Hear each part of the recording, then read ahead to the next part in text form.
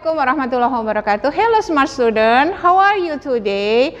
I hope you are all fine. Welcome in our class. We will continue our lesson. To find more, please check this out. Bismillahirrahmanirrahim. Baik anak-anak ibu sekalian, hari ini kita melanjutkan pembelajaran kita tentang kegiatan ekonomi. Apa itu kegiatan ekonomi? Nah, kita lihat apa saja yang termasuk di dalam kegiatan ekonomi. Ya, lihat. Yang pertama adalah kegiatan produksi. Jadi, kegiatan ekonomi itu ada 3, yaitu kegiatan produksi, kegiatan konsumsi, dan juga kegiatan distribusi. Apa itu kegiatan produksi? Kegiatan produksi adalah kegiatan yang menghasilkan atau membuat nilai guna suatu barang atau jasa. Sedangkan kegiatan konsumsi adalah kegiatan yang menghabiskan nilai guna suatu barang atau jasa. Dan kegiatan distribusi adalah kegiatan yang menyalurkan barang atau jasa dari produsen ke konsumen. Nah, produksi, kegiatan produksi, orang yang melakukan kegiatan produksi itu disebut dengan produsen. Sedangkan orang yang melakukan kegiatan konsumsi adalah konsumen. Maka kegiatan distribusi itu adalah kegiatan yang menyalurkan barang atau jasa dari produsen, orang yang melakukan kegiatan produksi, ke konsumen, orang yang melakukan kegiatan konsumsi. Nah, kita lihat. Nah, anak-anak bisa melihat ini gambar daripada kegiatan produksi. Coba kita lihat. Nah, kita lihat ini merupakan gambar kegiatan produksi. Ada yang di sebelah kiri itu merupakan kegiatan produksi di pabrik membuat barang.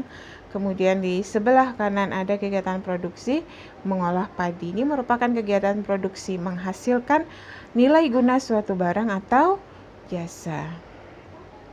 Nah, kegiatan produksi, dikatakan tadi kegiatan produksi adalah menambah nilai guna suatu barang atau jasa. Ada beberapa nilai guna, ya. Jadi suatu barang itu akan berguna apabila ada nilainya. Nah, kita lihat. Ada pertama itu adalah nilai guna bentuk atau form utility. Kalau dikatakan nilai guna bentuk berarti suatu barang akan memiliki nilai guna apabila telah memiliki atau mengalami perubahan bentuk. Apa contohnya?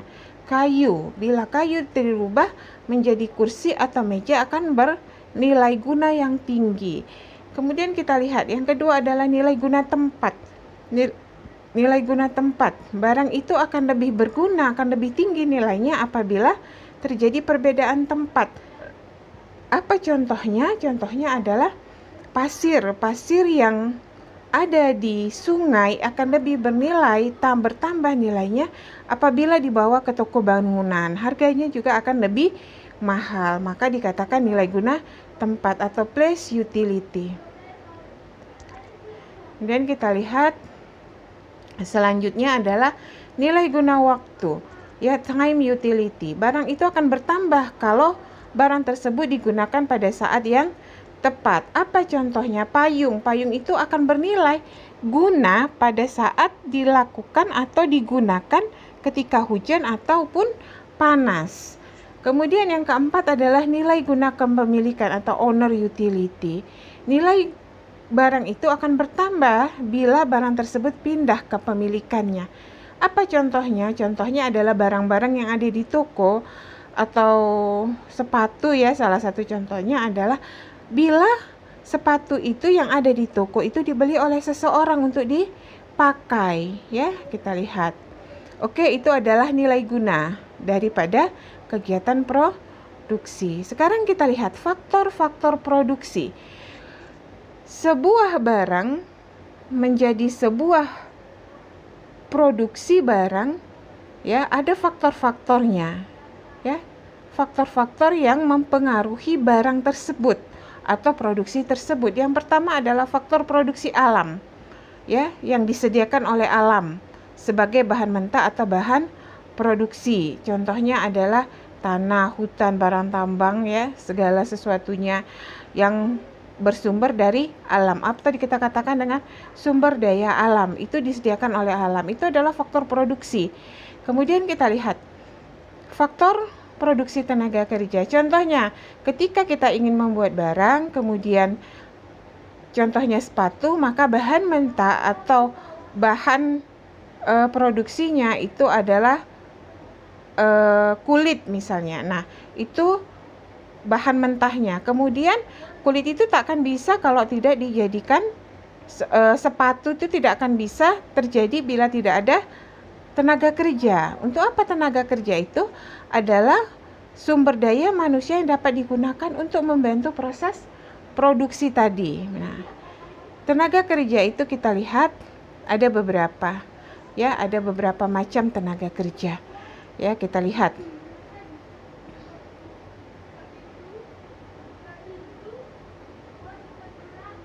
Kita lihat ada namanya tenaga kerja terdidik, ada namanya tenaga kerja terlatih, dan ada namanya tenaga kerja tidak terdidik dan tidak terlatih. Kita lihat, tenaga kerja terdidik itu adalah tenaga kerja yang menempuh pendidikan formal, contohnya guru, dosen, dokter. Tenaga kerja terlatih atau trained labor yang memiliki keterampilan yang terlatih, ada keterampilannya, yaitu seperti montir, sopir. Tapi kemudian ada tenaga kerja tidak terdidik dan tidak terlatih, seperti misalnya contohnya itu adalah tukang sapu atau tukang sampah. Ini nggak perlu pendidikan untuk menjadi seorang tukang sapu, tidak perlu juga pelatihan. Ya, kita lihat. Ya. Nah, kita lihat ini gambar daripada tenaga kerja, ya. Di sebelah kiri ini adalah tenaga kerja terdidik dan terlatih, ya. Kalau anak-anak lihat ya gambarnya, ada dokter, ada montir, ya, ada pengacara, ada perawat. Sementara di sebelah kanan merupakan tenaga kerja tidak terdidik dan tidak terlatih. Kita lihat yang ketiga, faktor produksi. Yang pertama tadi itu adalah sumber daya alam, yang kedua tadi adalah tenaga kerja, yang ketiga adalah faktor produksi modal. Apa itu faktor produksi modal? Adalah segala sesuatu yang digunakan untuk membuat barang-barang yang diproduksi. Apa contoh daripada produksi modal ini?